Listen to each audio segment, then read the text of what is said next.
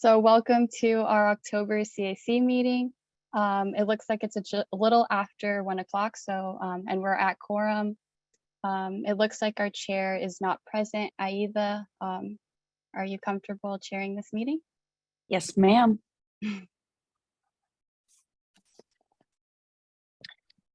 Okay. Well, welcome everybody. It's good to see everybody's lovely faces. Can we go ahead and start with the roll call? Before we do that, Victoria, do you mind sharing the PowerPoint? Absolutely.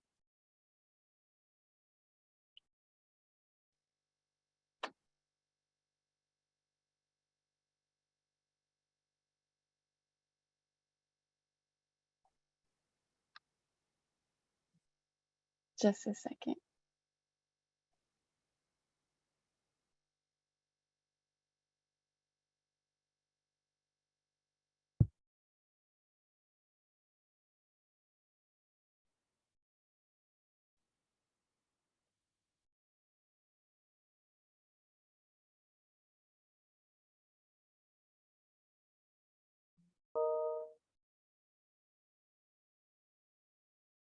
Are you ready for the roll call now, Sebastian? That'll be Victoria. Okay, Victoria. Yeah. We can please start the roll.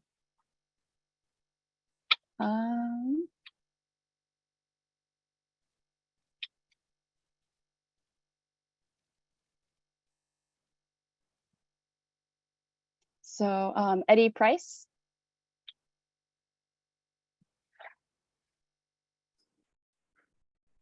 Matthew. Present. Anthony. Present. Carolyn. Sorry, present. Jen. Present. David. Gary.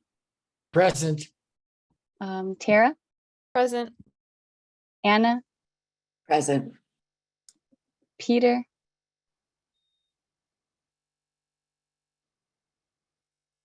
Larry. Present. And Aida. Present. Thank you so much for that. It looks like Mr. Price won't be able to join us today. In any case, we'll move forward with the rest of the agenda. Do we have any public comments for items not on the agenda? Any folks joining us today? I'd like to take part in this section of the agenda. Any public comments, Victoria? We didn't receive any pre-submitted public comments, and I don't see any hands raised currently. Okay. All right, very well. We'll go straight to item number 4, items to be withdrawn and recorded on the agenda. Any of my colleagues would like to withdraw or re-record on the agenda? Any hands that I'm seeing? No hands. Okay. Moving right along, review and provide recommendations to the board on the amended CAC operation guidelines. Who is going to be taking away item number 5? I'll be taking that, Vice Chair. Victoria, next slide. And next slide. Okay, so just a quick recap. At the July meeting, we brought forward an update to the current draft. At that point, we received feedback from some of you, which included clarifying the role of the Vice Chair, as well as moving outreach representing SSCP to the community higher up in the documents. Since then, staff has taken a deeper look into it, wanting to make it as best as possible and clarifying some things that we already know. So among those include a section that's already included within the JPA documents of SCCP. So it's nothing new, just it's on the powers of the CAC. And then we clarified the section on suggesting board agenda items to the board. Again, this is stuff that we kind of already know, but we wanted to clarify it a little bit further, so that way we're all on the same page and there's no confusion. So So yeah, here, powers of the CAC includes pretty much verbatim from what you find in the JPA. The CAC is an advisory committee to the board of directors. And then we did, as I mentioned, move up conducting outreach and representing SCCP to the community. And then if Victoria, if you don't mind scrolling down to the section that says suggesting agenda items to the board. Keep scrolling. Right there. Oh, went too much. Okay, perfect. So as you can see, the CAC may suggest agenda items for a regularly scheduled board of directors meeting. CAC agenda item would allow for extended discussion or action by the board of directors. The following procedure applies to the CAC suggested board agenda items. A, the suggested board agenda items agenda is for a CAC meeting and is discussed and voted on by the committee. Again, this follows kind of an unspoken practice that we've been following in that during the standing item that we have on our agendas in terms of suggesting board agenda items, we would discuss an item and then we would bring it to the CAC agenda at the next meeting for a vote. So that covers that one. 2B, a request for an agenda item for the board's next regularly scheduled meeting must be provided no later than 10 days prior to the meeting to ensure there's adequate staff time to prepare for the item. If approved, again, this just ensures that staff is not scrambling and that we're doing a good job in covering the item that the CAC has asked for. And typically we don't have an issue with this one because the CAC meeting and the board meeting are ways away, but this just kind of clarifies that. 2C, the CAC chair discusses the proposed agenda item with the SCCP CEO or designee. Designee in this case would be someone like Jen, our Director of Public Affairs. And 2, the agenda item must be approved by the CEO in consultation with the board chair. So again, nothing too out of the extraordinary. This just cements a process that we've kind of been following, but there wasn't this language in the procedure guidelines. So that's the extent of new additions. And at this point, we would entertain a motion or any discussion questions from the CAC members.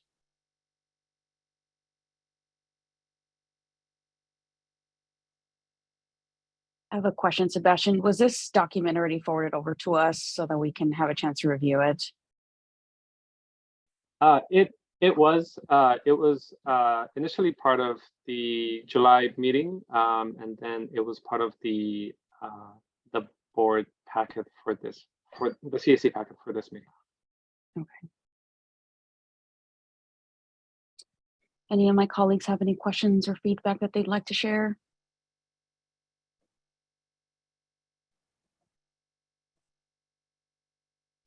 Okay.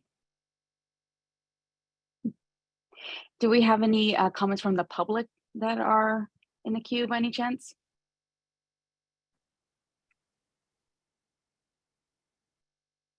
There are no written public comments and no hands raised. Okay. All righty. Well, thank you so much for that, Sebastian. I appreciate that. Okay. I see Gary has his hand raised. Oh. Gary, the floor is yours. I move that we adopt the document. I second. Okay, and Victoria, do you mind conducting a roll call vote, please? Absolutely.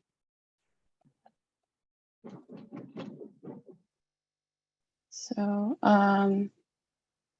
Matthew, Aye. Anthony, Aye. Carolyn, Aye. Jen, Aye. David, Aye. Gary, Aye. Tara, Aye. Anna, Aye. Peter, Larry,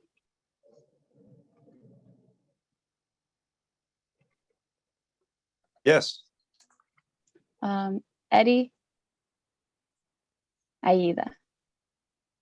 Aye.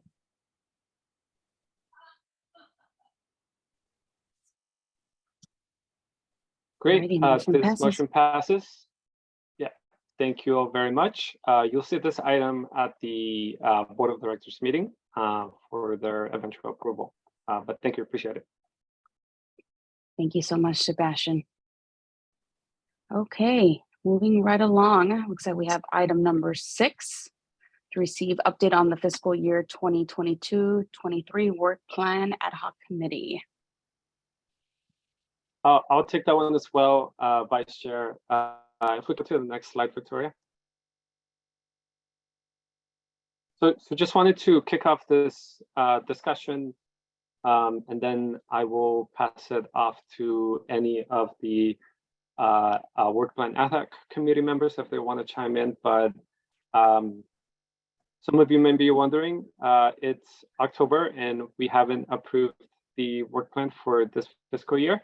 And for that, we apologize due to staff changes and just sheer amount of work.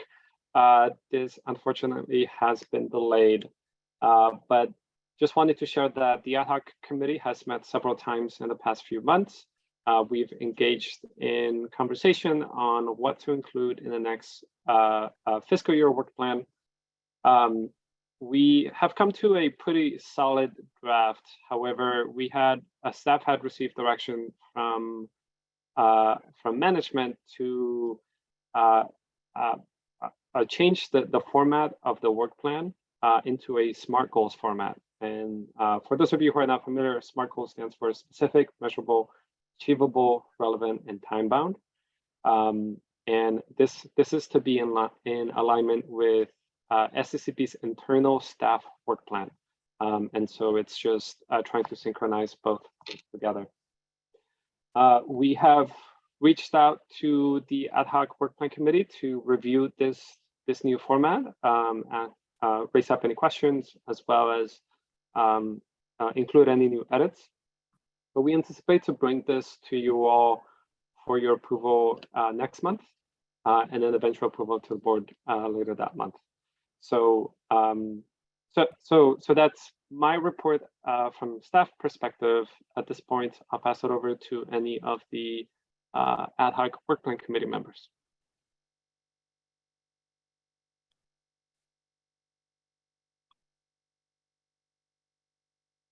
Feel free, Gary. I saw your hand that was up. Yes, I just want to say that I think, speaking for myself, I feel very good about what we've done with the document. And I'm looking forward to seeing the final draft in the new SMART goals format. It's in your inbox, Gary. Yes, actually. Thank you, Sebastian. Yes, I did see it, and I have not looked at it yet. So can I clarify? So I printed out something you sent the other day. And when you say the SMART format, it's just columns. I see a focus, description, owners, timing, and outcome. That's Is it- correct. So that's a new format. Okay. That's- And comments you by next Wednesday, correct? That's correct. Okay. I think the 26th, I said. So you have a bit more time.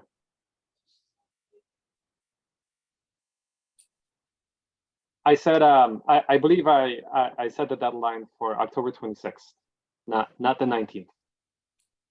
Oh, so that's 2 weeks, almost 2 weeks. Okay. I know you have other lives.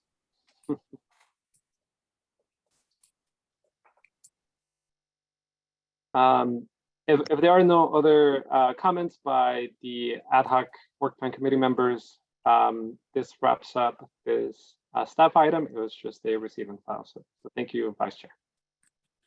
Thank you so much, Sebastian. I appreciate that. Any comments from the public before we move on to item number 7? There We are no didn't- written public comments. Yeah. Sorry, Victoria, go ahead. You're good. Old habit.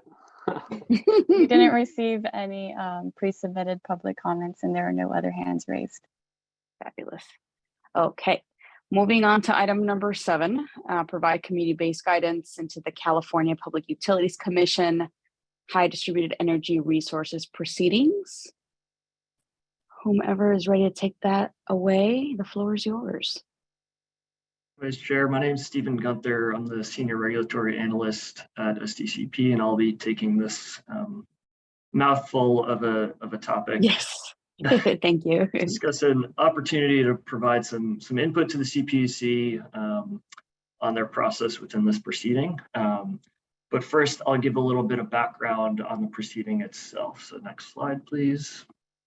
All right, so the California Public Utility Commissions, or CPUC, that's the entity that regulates utilities, and they've opened up a new proceeding in anticipation of what's expected to be a high increase in distributed energy resources.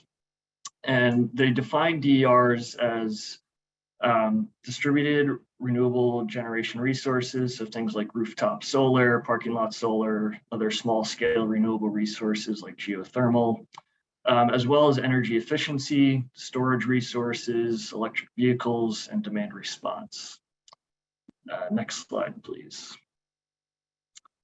So the focus of the proceeding is specifically on the distribution planning and operations, such as where and how upgrades are made to the local grid, and ensuring that those upgrades and investments are preparing the grid to integrate these DERs and optimize them. So that also includes how local grid planning incorporates planning as it relates to electric transportation. So charging infrastructure and just being prepared for adoption of EVs in our region. And then lastly, as they're looking to optimize grid infrastructure investments, they are including community input about planned developments, DER siting of those projects, and then resiliency needs in the community as they make these upgrades. The proceedings broken up into 3 tracks. You can see here, there's one that's focused on the distribution planning process, data improvements, and that's where they're including this community engagement piece. There's a second track on the actual roles of who manages the local grid and how that's done. So the different utility models that could go into place. And then a third track specifically on smart inverters. Next slide, please. So as a part of this proceeding, the CPUC is committed to greater community engagement, but they're really looking for help on how to best engage the community groups in this fairly technical proceeding. Typically, it's the type of thing that only a few groups are engaged in, the utilities and some project developers, but they're trying to really expand the scope to get more community engagement. So there's kind of 2 parts to their question. The first is how to actually do this community engagement. So the CPUC is asking, how they can improve their processes to get that meaningful engagement, and then what information or education would be helpful to facilitate participation, specifically in a workshop that will be happening later this year, where they're developing a scope of work for their community engagement needs assessment. Similar to the needs assessment that SDCP has been working on through our community power plant. And then that process is going to feed into the actual input that they're trying to request from the community. And those are things around energy needs and priorities, what some of the challenges and barriers to adopting distributed energy resources are, and then if there are any long-term visions for how the grid should evolve and how DERs play into that vision. So there's 2 opportunities to get involved and to help the CPUC in this process. First, they're scheduling a series of small group discussions to get preliminary input on their process and how to engage the community. And SDCP has reached out to schedule a call with CPUC staff. And one of the things we'll be discussing is our own community needs assessment that our programs team has been working hard on, and hopefully inform them on some of the insights and lessons learned from that. And in that small call that we're going to be having in late October, we wanted to extend the invitation because they're trying to keep these calls limited in size, up to 3 CAC members. If anyone is interested in joining that call, you can contact me directly. I have my email address here on the slide. And then the second opportunity will be when they actually have the public workshop, which will be held sometime in Q4 of 2022. We don't have the date details yet, but we'll be sure to pass that information along. And that's going to be a larger statewide public workshop. We'll be getting input from communities across the state on this engagement discussion. So there's first the preliminary call to help them set up that workshop, and then there's the workshop itself. So those are the two opportunities to kind of help guide this process. And with that, open it up to any questions at this time. Thank you, Stephen. Looks like we have Lawrence. Go ahead, Mr. Emerson. Yes, I raised my hand. I'm interested in participating in that call with the CPUC on the preliminary input and discussions. Okay, great. Thank you, Larry. I will send an email to you as we get to scheduling that call so we can accommodate your schedule.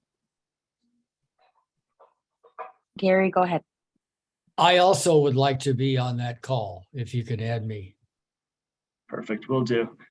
And if anyone else decides they'd like to, please just send me an email and we'll include you in that.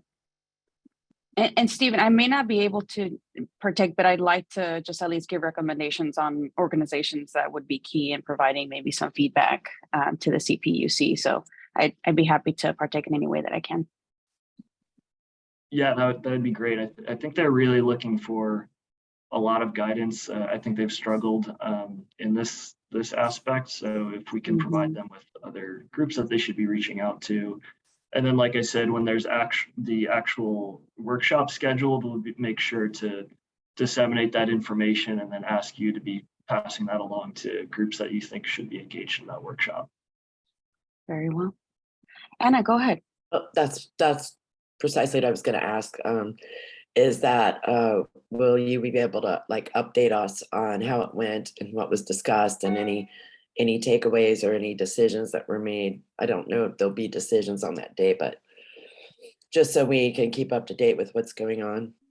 Sure, of course. Yeah, this will be a kind of fairly informal call with staff, but I'll be sure to write up some notes on what comes of that and if there's any next steps. Very well. Sounds good. Gary, is there anything else? Is your hand still up? Yes, actually, I lowered it and raised it immediately to get in line. But I can imagine putting together sort of a list of things that I would like either asked or discussed, and I think this should be vetted. So I don't know if you want to talk about having a pre-meeting before we actually go into the call, or it probably could be an offline process. I would be glad to submit sort of a bullet points of things that I would like to be discussed. And there might be some of the things on there that, it's already been covered by the CPUC, so it'd be pointless to really be asking. So in that sense, I would just like a serious vetting before I go into the call. Yeah, that sounds great, Gary. What we'll do is, I'll reach out to those who are interested, and we'll work to schedule a call with CPC staff, and then in between now and scheduling that call or having that call, we can have kind of an internal discussion to make sure we're all on the same page as we go into that call, if that is what you were suggesting. Thank you very much. Thank you for that, Gary. Mr. Emerson? Yes, I concur with that idea. And also I'd like to nominate Anthony. Anthony, with your background, wouldn't you be interested in joining this activity? Thank you. I am interested, and I do volunteer to participate in either event. I was going to email Mr. Gunther, and my background is a little bit more on the technical and business aspect of it. And if that's of benefit, I would be glad to participate. If this is more about the CPUC identifying community groups and community participation, maybe I could add more value by supporting our attendees from the CAC in that planning meeting. So in other words, if we're going to have our vice chair or someone who's a little bit more connected to community groups, I'd be happy to help pre-plan, if it's more community related. So I defer to others to decide where you need me. Thank you, Anthony. I appreciate that. Okay, good stuff coming ahead. It's exciting. Alrighty, just for a matter of procedure, do we have any comments of the public for this particular item? We did Before we not move on? receive any pre-submitted public comments, and I don't see any other hands raised. Thank you so much, Victoria. Alrighty, moving on to item number 8. Receive update on public relations and back of office operations.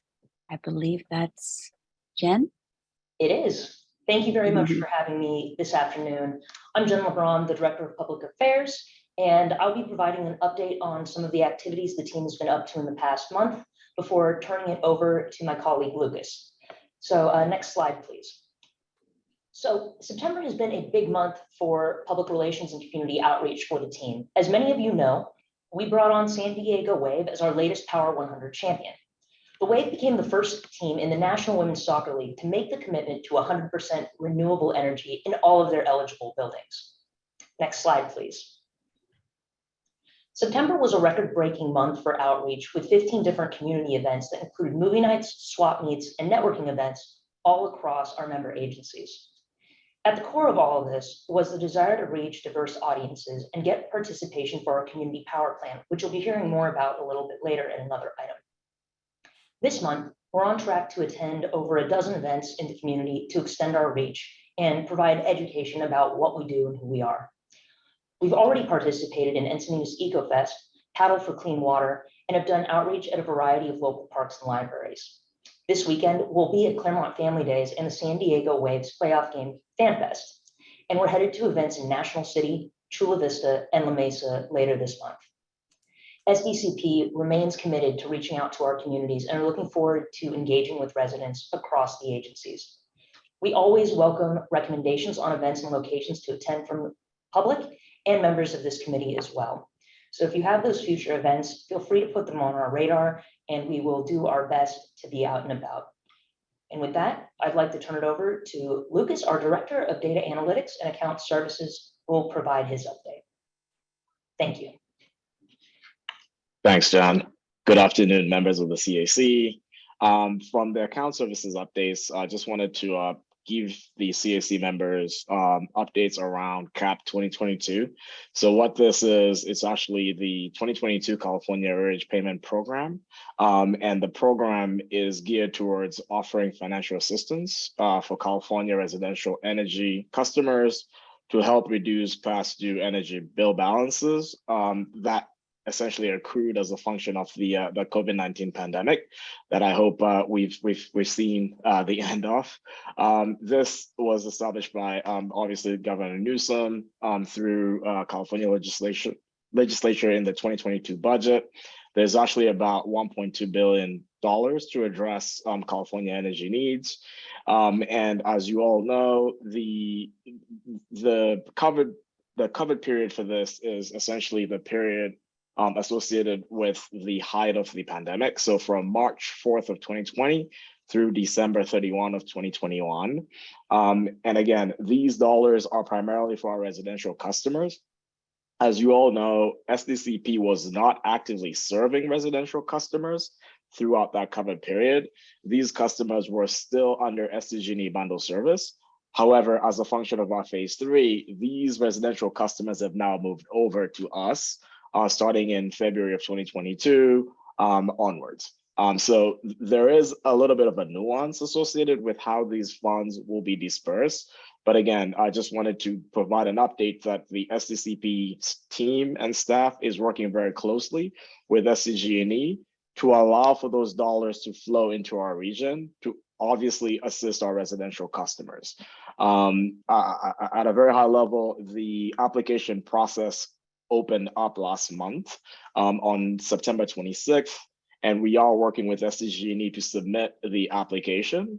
And the dollar disbursement is expected by sometime around January of 2023.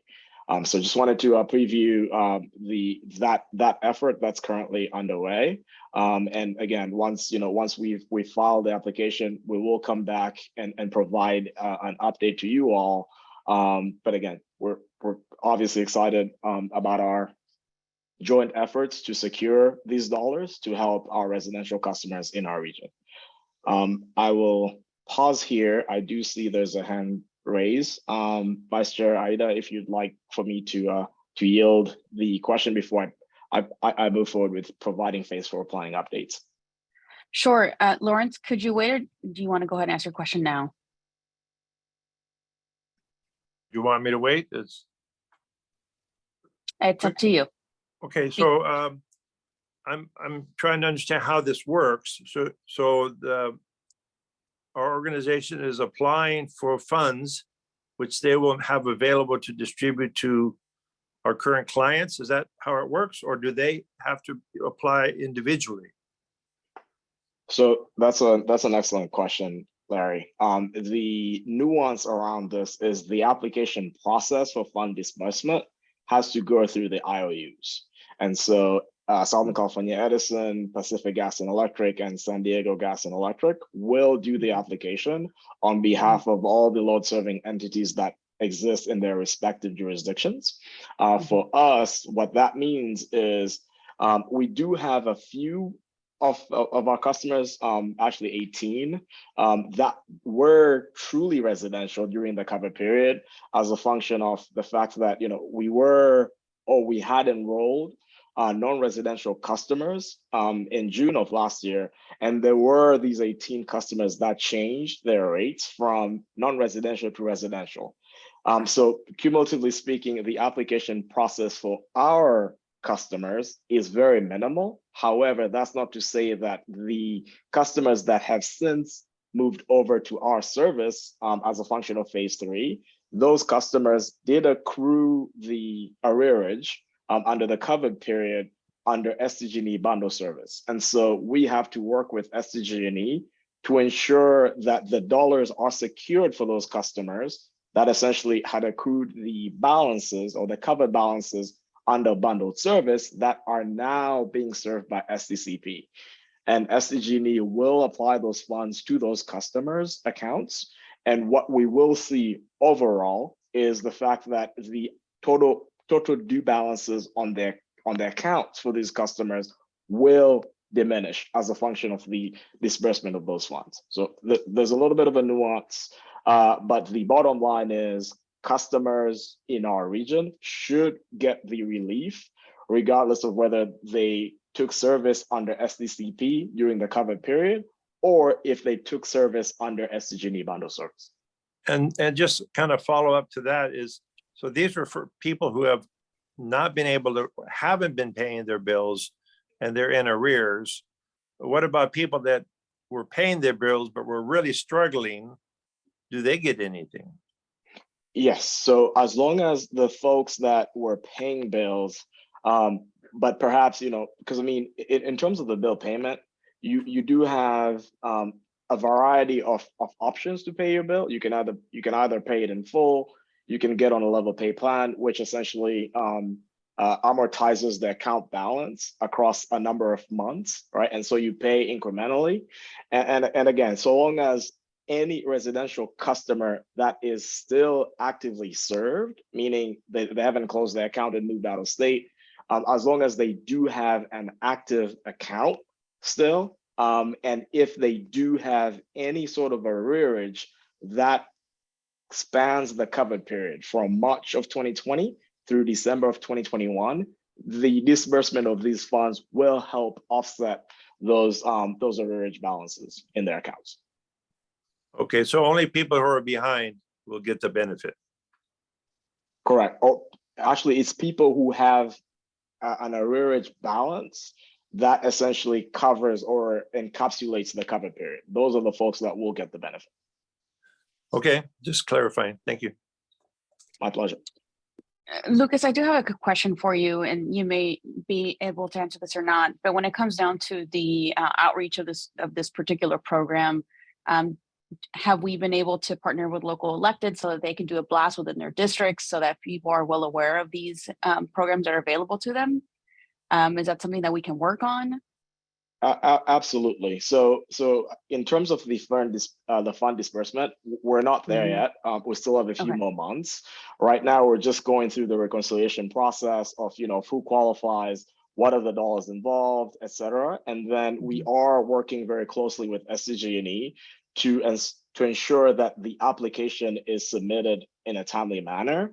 The portal through which the applications have to be entered and processed with CSD, which is the department that is handling this program, that process has to be completed by October 26th. So time is of the essence. We have to get the application process taken care of first before we start planning for the engagement and the communication associated with the disbursement of the funds and the program mechanics themselves. But I do know that that is part of the broader discussion that we're handling with the IOU. So in this case, SDG&E. And we will come back once those details have been articulated and preview those with members of the CAC. Okay. I would like to at some point, make sure that we flag this for local electeds that have the database of their constituents that may need of these services, just in case folks are not aware of it. That's always the concern, right? It's like there's these programs available, but folks are not aware of them, and then there goes $2.2 billion, right? So if we can build on that, I'd like to help in some way to at least facilitate this information to local electeds that could disperse this to their constituencies. Absolutely. Thank you. And just to add additional context, so these funds will be dispersed automatically for all the eligible customers. But again, to your point, Vice Chair Aida, it will be great if if we can engage community members, members of the CAC, our elected officials, and members of the general public to understand that this will occur and the time frame through which they should be able to see those dollars manifest on the actual bills. I think that will be very, very important. So thank you for that suggestion. All right.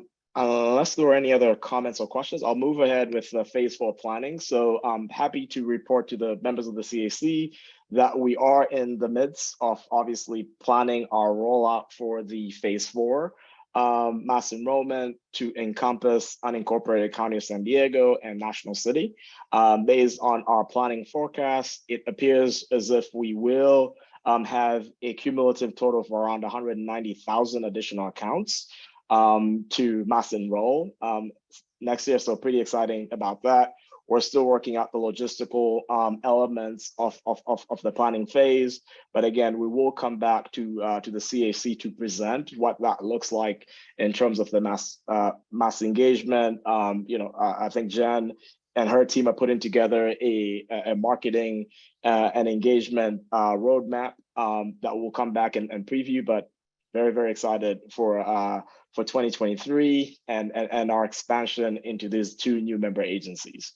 And then last but not least, I just wanted to provide an update on our stats. So again, the participation rates are still stellar.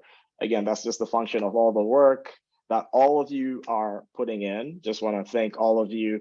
And I think the engagements that we're doing in our communities is really helping with the retention of our customers. And again, I mean, we've been fielding quite a few questions. We've done quite a few of the social media Did You Know series, which I think has been well received in terms of addressing customer inquiries at the granular level. And then obviously the Contact Center too is doing a good job in distilling information to our customers. So all things considered, our total participation rate is at 96.8, which is again stellar. And this is exactly where we want to be. So just want to give a big shout out to all of you for a job well done. But again, you know, it's still an ongoing process. So please, if there are any questions, if there are any ideas into the engagement pieces and information sharing, please do let us know. But all things considered, we are doing exceptionally well in terms of our participation rates. And then for Tara and for Gary, the opt-downs in Encinitas are at 426, which represents about 1.75% of our total participating customers. So not all things considered, doing very well in Encinitas, where the default is our PAL 100. And with that, I think it actually wraps up my updates, unless there are any questions or comments that I can take. Thank you so much, Lucas. Any of my colleagues have any outstanding questions, comments, concerns? Lucas, you're just that great. Oh, go ahead. I do actually. Lucas, did you just say that Encinitas is a default Power 100? Yes, they are. And are there other areas that are doing that, or is it just Encinitas that adopted that? For right now, Encinitas is the only member agency that I'm elected to have Power 100 as its default service. Thank you for the clarity. My pleasure. Anthony, go ahead. I would love to see San Diego Community Power message and outreach to account holders every opportunity like this where SDCP has contributed to putting money back in ratepayers' pockets. So this may not be an SDCP program. It may have to go through an IOU, and there's many people contributing here, but any way to attach the SDCP name to putting money back in ratepayers' pockets, I think is a positive, and I would love to see any effort we can put in that direction. Very well. Thank you very much, Anthony. All righty, looks like that concludes item number 8. Do we have any comments from the public for this item? We don't. Well, I see Anthony still has his hand raised, but we didn't receive any pre-submitted public comments, and there are no other hands raised. Okay, thank you very much, Victoria. All righty, moving right along to item number 9, to receive updates on community power plan. Yes, hello, that would be me. Hey, Nelson, thank you. So, Yours. thank you, I appreciate that. So I wanted to provide an update on where we stand with the community power plan and go to a little bit more in depth. For those that watched the board meeting, this might look very familiar to you all, but I wanted to give you just a quick heads up on some of the initial discovery or the initial findings that are coming up about from our community engagement portion. So this does not incorporate any of the findings from the survey that we are currently undergoing. Those will come back later. So this is all just based on what the listening sessions that we've had with community members, the interviews that we've had, and all of that kind of work. So I wanted to first start with discussing what the community engagement strategy was. I think you all are very familiar with this, but we started this work back in June by discussing what a community engagement strategy would look like. So we spoke to all sorts of community leaders, with member agency staff, with other CBOs to figure out what would be the best way to engage the community. with a key focus on communities of concerns and making sure that our engagement was equitable and inclusive. So that really laid the foundation for the next step, which is, if we scroll down, which led to the next step, which was all the community engagement methods. So the initial purpose of these engagement methods was, one, to inform the community needs assessment, and two, was to inform the questions that were going to go into the survey. And also, one thing that's not in here was to form and establish relationships with community-based organizations. So with that, we the first piece of this was to do listening sessions with community-based organizations. So we partnered with 5 different organizations, whose logos you see at the bottom there, to hold 6 listening sessions. These targeted nearly 200 community members, and each of these organizations were compensated for the work they did to bring together the community members. The community members themselves were also compensated with a gift card for providing us with their time and energy and thoughts as well. This was a great way for us to have a trusted source that we could distribute the survey and do other types of partnership. And we are now gearing up to start to report back what the community needs assessment findings are to our community members through the community-based organizations. If we scroll down, you can see these are some of the early pictures of some of those listening sessions that we held. So on the left-hand side, you see what the Casa Familiar listening session looked like. And then on the right, you can see what the listening session with Project New Village looked like at one of their big events. So please keep going down. The other piece to this community engagement was also to go out into the community itself. So we went out and engaged with over 100 community members in the unincorporated part of San Diego. We did that because we realized that territory is incredibly large. It's going to be really hard to get everyone to respond to that. So we partnered up with the Sonoma County, the County of San Diego Library branches, and we went and tabled their libraries. So a lot of those were either they had some event happening, or there was a food distribution purpose going on there. Food distribution event going on there. So we went out and tabled and talked to as many community members as we could. To complement that, we also did what we called interest group stakeholder interviews. So these are focused conversations with stakeholders that were either community-based organizations or some form of organization that was focused around communities and was actively serving communities. So these were a way for us to start to dig in and like, hey, what are you listening? What are you hearing on the ground? What are your community members saying to you? And get more input from that area as well. And then we also held workshops, listening workshops that were focused towards businesses, key accounts, and also general public workshops. You can see some of those pictures there from our engagement with the unincorporated pop-up events. It's what we call them. So through all of that work, if you scroll down, we came to some initial findings, and these are not necessarily ranked in any particular order. They're kind of just more of like the ones that came to bubble to the top or were mentioned more often. So the big one there you can see is cost. So community members said a lot that costs are really unpredictable, energy costs are really high. It's putting a strain on the monthly budgets of our residents and our customers.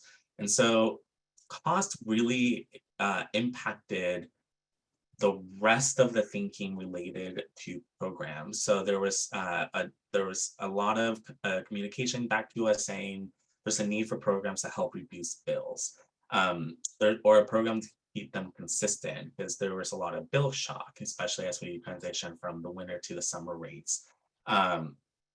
So there was a lot of concerns around raising costs or increasing costs as we move to an electrification future or an electrified future. Along with that, community members were really concerned about the impacts of heat. So this was prior to all of the listening sessions were prior to the big heat storm that we weathered through.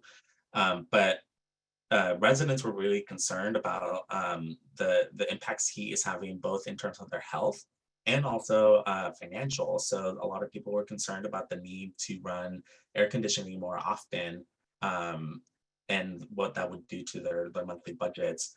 So there was a lot of mentioning to us of like, how can you help us with making sure that heating, cooling, and ventilation was more efficient and also would reduce our cost. The third thing was there was a lot of talk about energy education. So in a number of ways, actually. So people were really excited about who we were as an agency. And they're like, we're really excited that you all are out here educating us about this. We need more of this. We need more energy education of like what you all provide, what some of those services are, but also just in general, like how do we reduce our bills? Like we need some education around that as well. When is the best time to use energy? When is not the best time to use energy? And then also focusing on education in classrooms. So people were mentioning to us that it's important for us to get into classrooms and start to do some energy education. So like, what is the connection to energy? How do we have a pathway into future careers for students in the classroom? The next thing that was mentioned was rooftop solar. And what's interesting about the rooftop solar one is that it was mentioned in the context of cost. So a lot of people were looking at rooftop solar more as a cost reduction than an environmental or anything related to that aspect.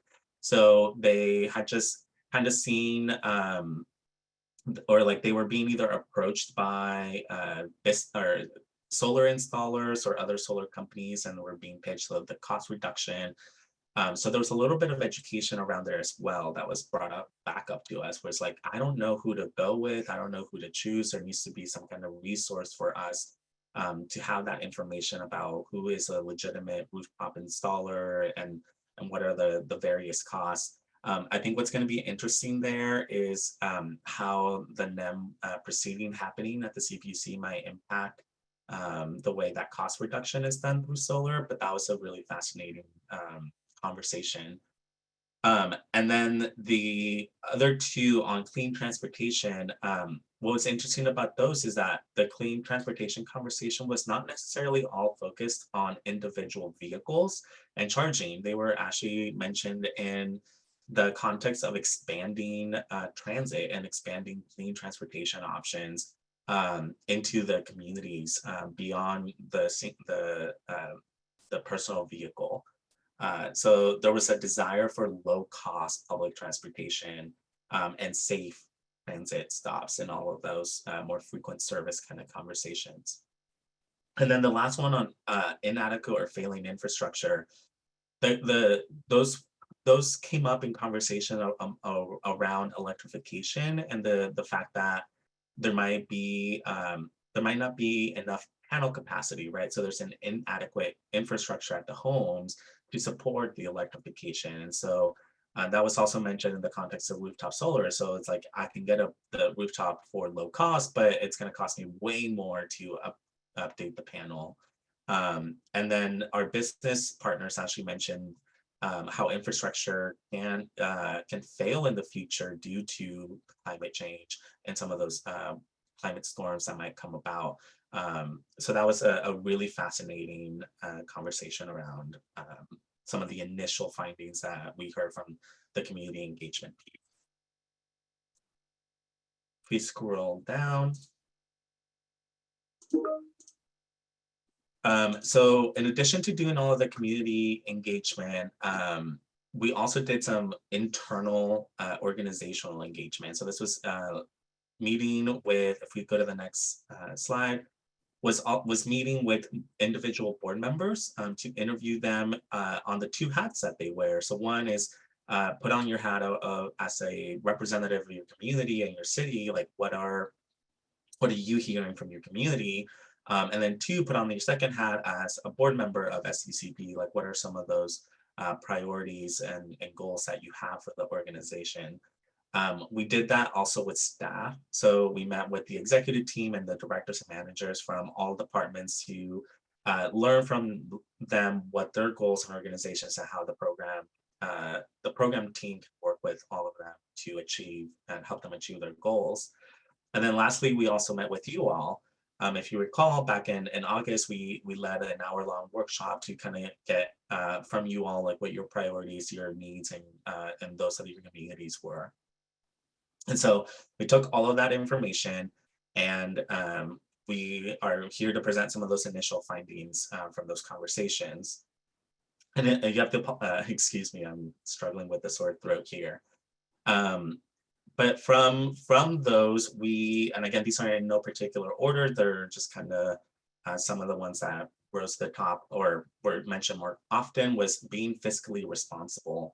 So the context here is that program investments should be done in a way that helps us build reserves, be financially solvent, and remain cost competitive. So in the near term, the financial responsibility should allow for us to invest wisely so that we can, again, grow these reserves and have a bigger resource available for programs in the future.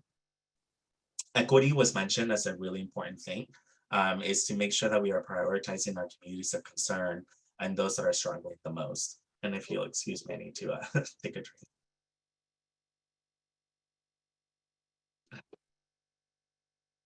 Thank you. I'm sorry. I apologize for that. You're fine. Also, from the internal engagement findings, energy education came up. So I'm glad that what we're finding internally is also what is being said externally, was educating our customers and our residents and our businesses around and everything related to energy, and being like a trusted source for information, making sure that we're batting misinformation out in the public sphere. So there was also talk about partnerships with K through 12 education programs to make sure that these benefits and are being passed down, and there's also a way for students to learn more about energy and the transition to a clean energy future. There was a big mention and focus around community presence. So they were saying some of the initial programs that SDCP should focus on should be those that are super visible, that show up for customers and are delivering benefits locally. So we should be more than a renewable energy provider. We should need to be a community partner. So that was where the community presence came in. Transparency and trust is really high on the list of internal engagement. So it's making sure that one, the community power plan itself is transparent in terms of how programs are being evaluated. But 2 is that we need to build trust with communities. We need to be transparent throughout our existence so that we can build trust and make sure that these programs are making a difference and people are actually taking advantage of them, and they can trust SDCP. And then lastly, distributed energy resources came up a lot. So there was a lot of wanting to produce energy locally, making sure that we're doing as much as we can for communities and doing like solar on our communities, as well as energy storage. And so making sure we're partnering with our member agencies and other local governments to kind of help accelerate that development of local resources. And then in terms of the next steps of where we're at right now, so those were some of the initial findings, again, from the community engagement. So all of this will be rolled into the larger piece of the community power plan. And part of that, it includes the results from our community needs survey. So the survey is currently open. We have 2 more days of the survey being opened. And as of last week, we have over 2,900 responses. I think last I checked, we had over 3,000 responses. And those are responses that from an initial look are ones that fall within our service territory. So there's a lot of responses that are coming from other zip codes that might fall into the more of the jurisdiction of the Clean Energy Alliance. So I am very happy to share that information with them, because I think if we help other communities, we all benefit. So I will gladly share that information with the team up there so that they know what their communities are saying as well. So to get the word out about the community needs survey, we've been doing a lot of hard work to make sure that the community knows about this, which I think is paying off with the number of responses. So as I mentioned, we promoted the survey on our Power content mailer that was sent to over 600,000 customers. We emailed, we leveraged partnerships with the Padres to email their subscribers as well. We have partnered with the board, the CAC, community-based organizations, business organizations, just everyone we could talk to about sending out emails, leveraging a media kit, sharing their our social media posts about the survey on them.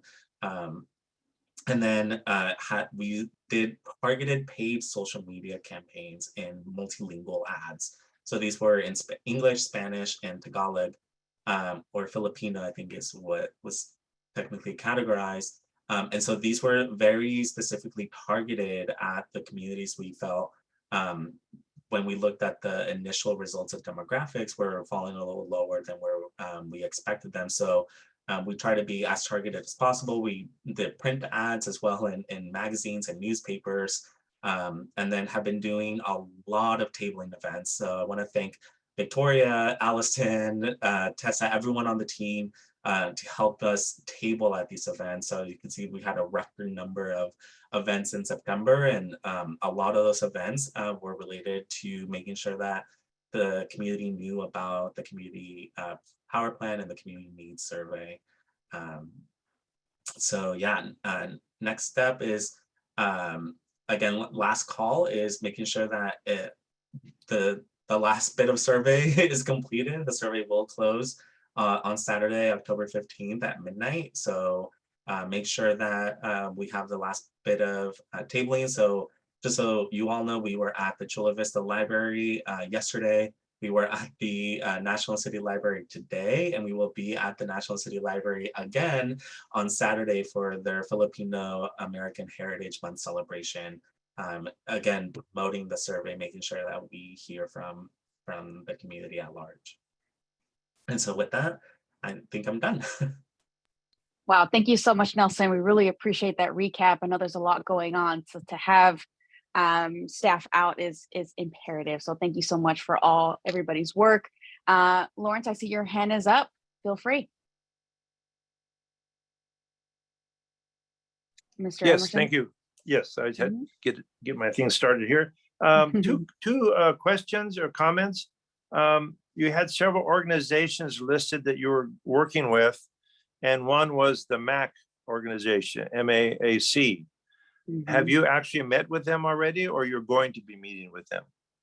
We've met with them. So they helped us schedule 2 virtual listening sessions targeting 2 different areas of the county. So targeting East County and then also targeting the North County. I see.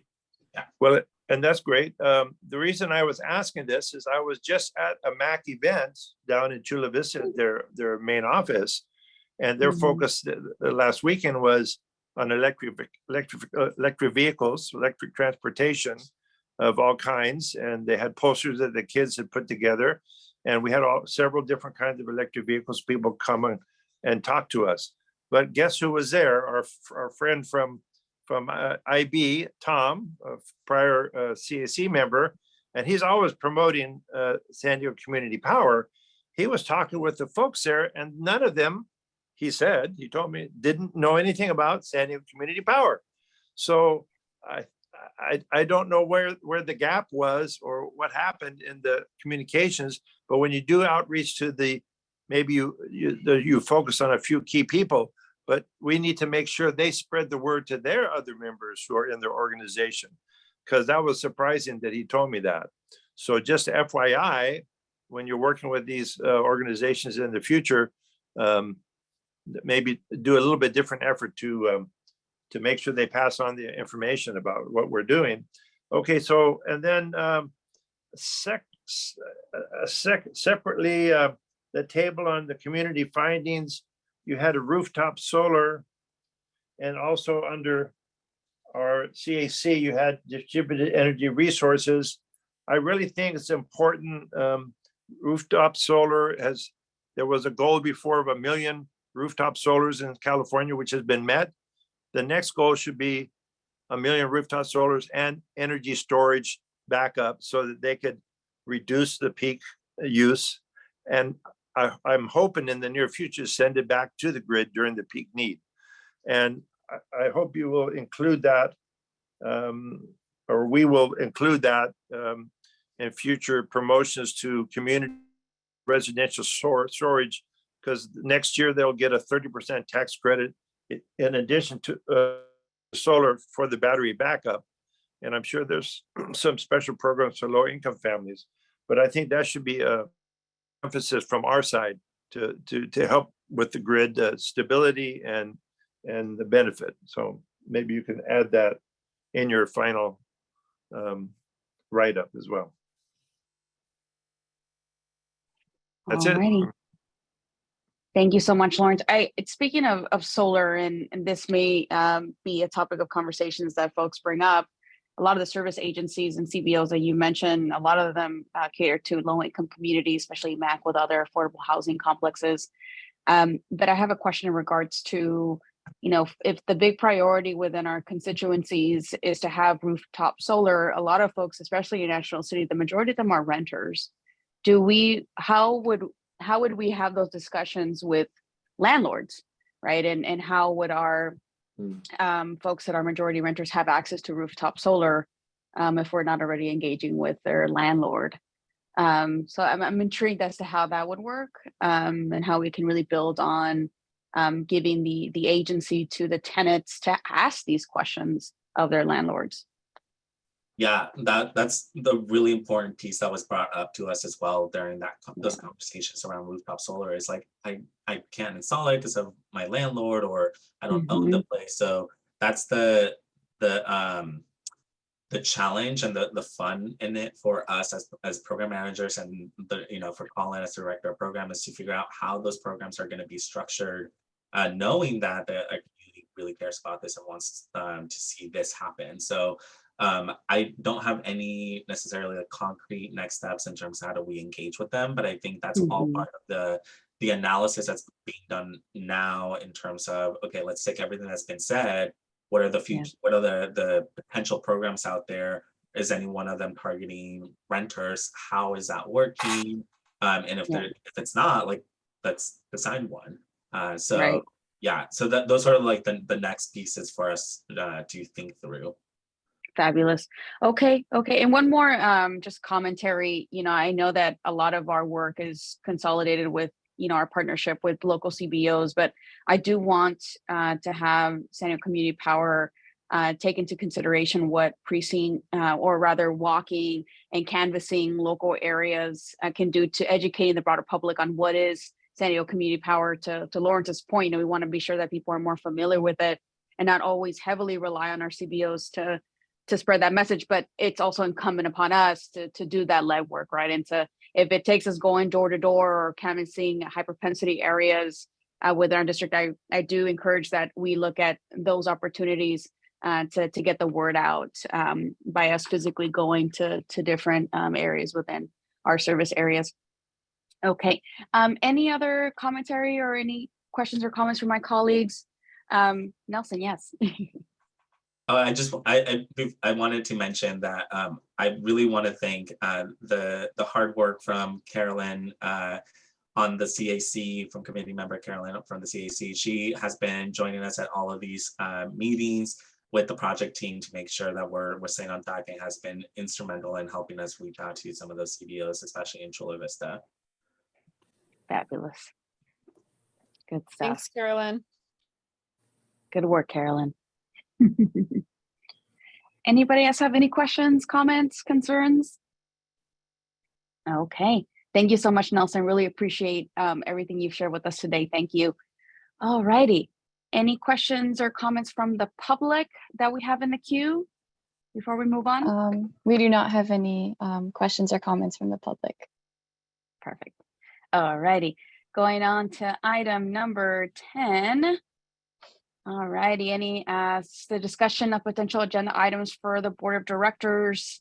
Anybody from our crew that'd like to potentially put an item on the agenda? Okay, folks, a little bit, see if anybody has any pressing items that they'd like to present. Going once, going twice. Alrighty, let's go ahead and move on to item number 11, committee member announcements. If anybody would like to share anything fun and exciting going on in their area, feel free to share.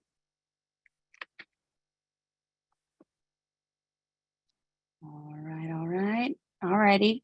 Anna, go ahead. Pardon me, I wish I could talk about fun and exciting things here in IB, but I'm a little busy these days. But I did want to ask a question, and I don't know if the people are still on that could answer. But this has to do with, and I always forget the name of it because I don't get a paper bill from SDCP. It's electronic. So, but it's that delivery fee, I think it's called. Or, but I recall a meeting several meetings ago, maybe even last year, it was this year, where they said that SDGE or the utility companies were not required to list that out separately. It was just embedded in the bill. And that CCAs are required to list that separately. So several people in the community have been posting on social media, and they've been saying, look at these extra charges they're throwing on us, and we were forced into this, you know what I mean? So I just wanted some information on that so that I could speak to it properly. If someone wants to reach out to me offline, that's great, but it's like a growing snowball here. Anna, that's probably good information for everyone to have, actually. Thank you. Hi, Anna. This is Eric Washington, Chief Financial Officer here at San Diego Community Power. I see Lucas popped on. He would probably be from a customer billing standpoint, able to provide some insight on that. I do know that it is kind of confusing, but there's only one bill, and the bill comes from SDG&E, and they list T&D, transmission and distribution costs. There's another fee component, and then there's the CCA generation charge, which comes from us. But Lucas could speak probably way more eloquently to that than I can. So Lucas, you want to take it from there? Absolutely. Thanks, Eric.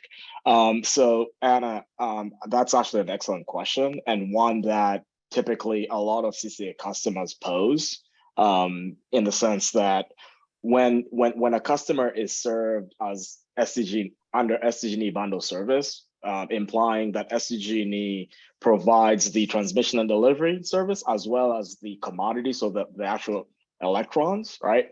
The customer is paying for PCIA, the power charge and difference adjustment, which is the above market cost.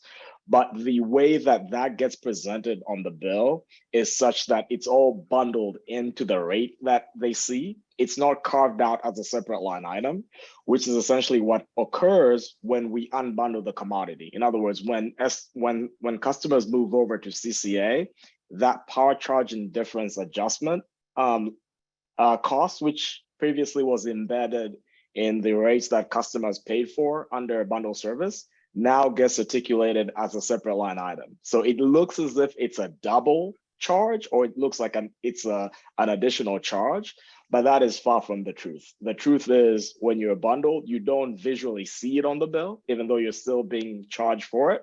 Whereas when you go CCA, that line item has to be articulated as an independent line item. And we, to that point, recognizing that there'll be questions around that nuance, we developed a really great bill bill explainer video that's posted on our website that essentially talks about the mechanics around that bill presentment nuance when customers come over to us. But I definitely would like to point the fact that customers that were previously served under bundle service, they paid for the PCIA. It's just that they didn't see it as a separate line item. Whereas now, because they are being served by STCP or the other CCA in our region in the North County, that line item is being articulated independently. That's excellent. I appreciate the explanation because like I said, it's just snowballing. And of course, since I'm running for office, they're pointing finger and she's the one that did it, you know, so, to have this explanation and direct them to that video is exactly what I want to do. So thank you. I appreciate that. My pleasure. Thank you, Anna. Gary, I see your hand is up. Yeah, this isn't actually a correction of what Lucas said, but it's sort of maybe a carefully wording. There is a break. So I was curious about this myself and looked into it. The PCIA that is charged through SDG&E, you can see a breakdown of what their rate adds up to. It's kind of like it's hidden on the bill, but it's still there, and it's easy to point to when you want to tell a ratepayer that in fact everybody pays the PCIA. It's not just the CCA people getting generation from the CCA. Indeed, thanks, Gary, and you're absolutely right. I think the CCAs in the state essentially approach the CPUC to create that definition of the PCIA on bundle bills, and that came into effect, I want to say, I'm trying to remember when it was, but about a year ago is when the IOU started putting in, but it's actually obscured. It's like on the right-hand side of the bill. It's very obscured. It is, but it's there for bundle customers, and it's just like a very fine print. But essentially, there is a line item for bundle customers today on the right-hand rail of the bill that says, there's like a PCIA line item, even though it's not depicted the same way that a CCA customer's line item is, but it's there. So I wholeheartedly agree with Gary. Everyone pays for the PCIA, regardless of whether you're taking full bundle service from the IOU or from the CCA. It's just a capture of the billing that is slightly different when you go from bundle service and into CCA service. Thanks for that clarification point, Gary. Thank you, Gary. Lawrence, I see your hand is up. Yes, I'm in National City, so we haven't switched yet. Will that line item show up in my bill? I don't see something that says PCIA. It actually is, Larry. Let me. I live in El Cajon, so my account hasn't moved over yet. Let me log on to my SDG&E portal, and I'll tell you exactly where that line item is on your bundle bill. If it's not going to take too long, yeah. Yeah, it should be on the right-hand rail of your bill, right under the breakdown of current charges.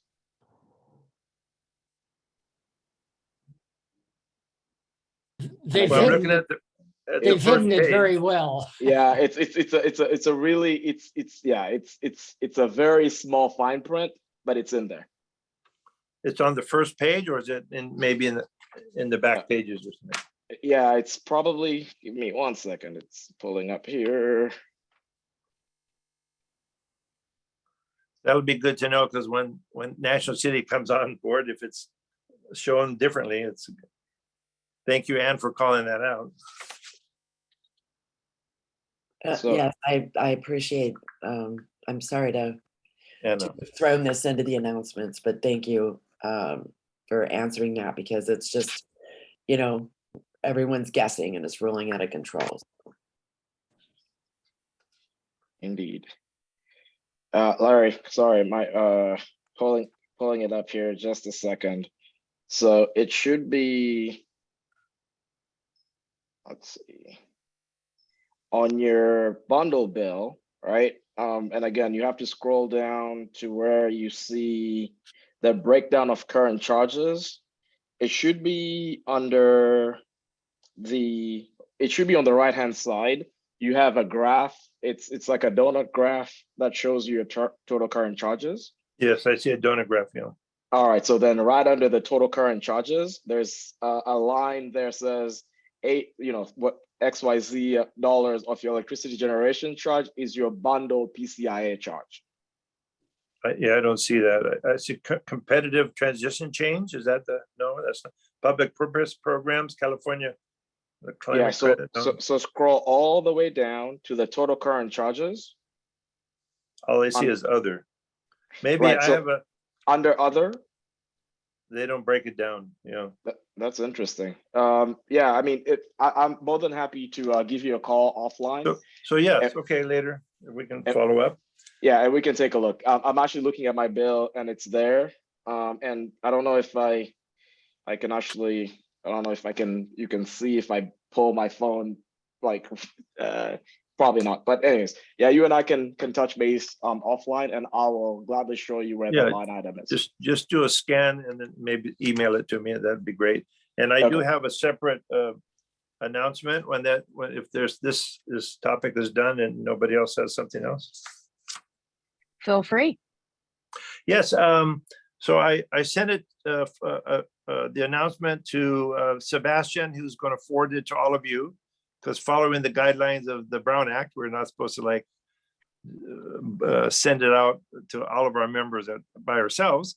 So this is exciting news for it's money that was set aside by the state to help convert from gas powered lawn equipment to electric. And if you ever get behind one of those gas powered lawn equipment, it's very, very polluting. And one of the attachments I include, if you have 1 hour of leaf blower use, which is mixing oil and gasoline when they run this two-stroke engines, very polluting. You could drive 1,000 miles or more than 1,000 miles in a modern sedan, and the pollution would be equivalent. So that's very polluting on the local level. And so on November 7th, vouchers will be available for small landscape businesses. So if you know anybody in your neighborhood has a landscaper or gardener comes by and uses those equipment, you can let them know 70% of the cost of the equipment, of the batteries, of the charging equipment. And maybe they can even get 2 batteries and get the 70% off. So it's a great deal, but it's a first come, first serve. It's a statewide program. And we want to try to make sure the San Diego folks, the landscapers, the small gardeners can take advantage of it. So towards the end of the month on the San Diego CEQA website, there'll be a list of providers and they can find the one in their neighborhood that they can go to and they can purchase the equipment for 30% of the cost. And the voucher will be written at those providers. So you'll get that in the email from Sebastian. And if you could just share that with anybody you think is appropriate. This last 2 days, I mentioned it to 2 people and they wanted my handouts right away.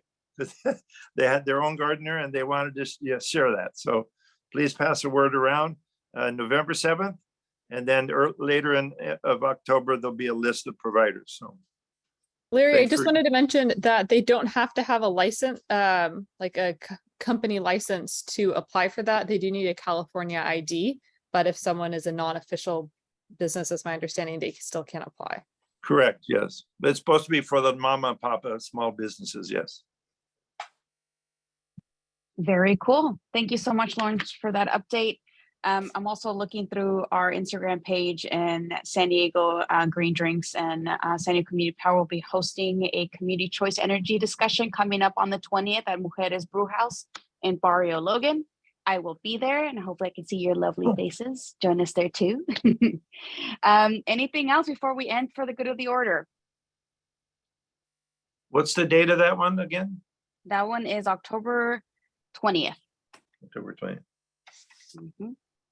That one's going to be fun. This is Rachel. I could actually send that out to everyone if you would Oh, like the link. please. Yeah, Okay. great. I will do that. That one looks like a fun event. All righty. Before we end, I just wanted to give another update. If any of you know anyone who lives in unincorporated San Diego County or in Imperial Beach who are interested in joining the CAC, please tell them to apply because we're still looking for folks to sit on this board. Perfect. All righty, friends. Looks like we have officially adjourned. Thank you, everybody, so much. It's good to see everybody. Have a Okay, good thank rest of your you. day. See you all November Thank 10th. We'll see you guys then. Bye-bye. Bye.